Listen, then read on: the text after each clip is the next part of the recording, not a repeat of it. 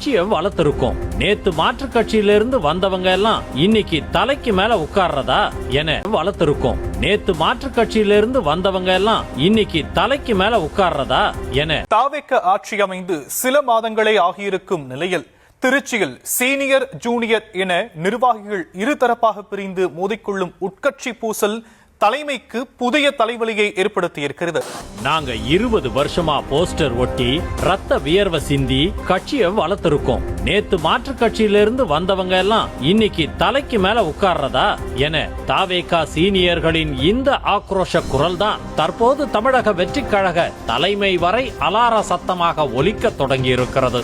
கட்சியை வளர்த்திருக்கோம். நேத்து மாற்றுக் கட்சியிலிருந்து வந்தவங்க எல்லாம் இன்னைக்கு தலைக்கு மேல உட்கார்றதா என திருச்சி கிழக்கு தொகுதிக்கு உட்பட்ட மலைக்கோட்டையில் தாவேகா தலைவர் விஜயின் பிறந்த நாளை முன்னிட்டு ஏழைகளுக்கு நலத்திட்ட உதவிகள் வழங்க ஆலோசனை கூட்டம் நடைபெற்றது. சமீபத்தில் அமமுகவில் இருந்து விலகி தாவேகாவில் ஐக்கியமான பாலு என்பவர்தான் இந்த கூட்டத்தை ஏற்பாடு செய்திருக்கிறார். அண்மையில் அதிமுக, அமமுக உள்ளிட்ட மாற்றுக் கட்சிகளில் இருந்து விலகி விஜயின் பின்னால் அணிவகுத்த புதிய முகங்கள் பலரும் இந்த கூட்டத்தில் ஆஜராகி இருக்கிறார்கள். இதுதான் திருச்சி தாவேகாவின் பழைய ரசிகர் மன்ற நிர்வாகிகளுக்கு பெரும் எரிச்சலை ஏற்படுத்தி இருக்கிறது.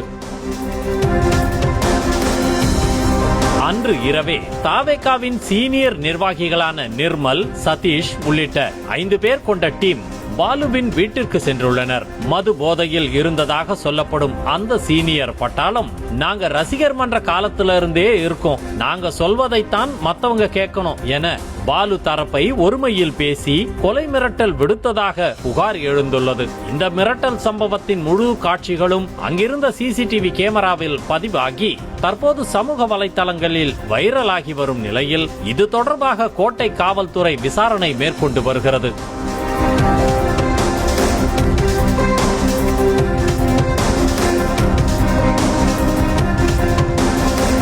இந்த மிரட்டல் சம்பவத்தை தொடர்ந்து பாதிக்கப்பட்ட தாவேகா நிர்வாகி பாலு தனது ஆதரவாளர்கள் 100க்கும் மேற்பட்டோரை திரட்டி கொண்டு கோட்டை காவல் நிலையத்தை முற்றுகையிட்டார். நள்ளிரவில் வீட்டிற்குள் புகுந்து கொலை மிரட்டல் விடுத்த சீனியர் நிர்வாகிகள் நிர்மல், சதீஷ் உள்ளிட்டோர் மீது சட்டப்படி நடவடிக்கை எடுக்க வேண்டும் என பாலு புகார் அளித்துள்ளார். எங்க வீட்டுல இருந்து அடிச்சாங்க, எங்க வீட்டுக்காரங்க அடிச்சாங்க. அப்ப போன் பண்ணி இந்த மாதிரி உங்க நம்பர் கேட்டாங்க, நம்பர் இல்லைன்னு சொன்னேன். உங்கள் வீட்டுக்கார நம்பர் எப்படி இல்லைன்னு உனக்கு தெரியும், உன் நம்பர் வச்சுருப்ப கொடு அப்படின்னு கேட்க. இல்லைங்க உண்மையில நம்பர் இல்லை, மீட்டிங் போயிட்டாங்க, அவங்க லேட்டாக வந்துடுவாங்க, வேணா வாங்க அப்படின்னு. உன் புருஷனையும் உன்னையும் கொலை பண்ணாமல் விட மாட்டேன், எங்களுக்கு எதிராக செயல்படுறாரு, அதனால் அவனை கத்தியால் குத்தி கொலை பண்ணாமல் விட மாட்டேன் அப்படின்னு அவங்க சொல்லிட்டு போனாங்க. அதோட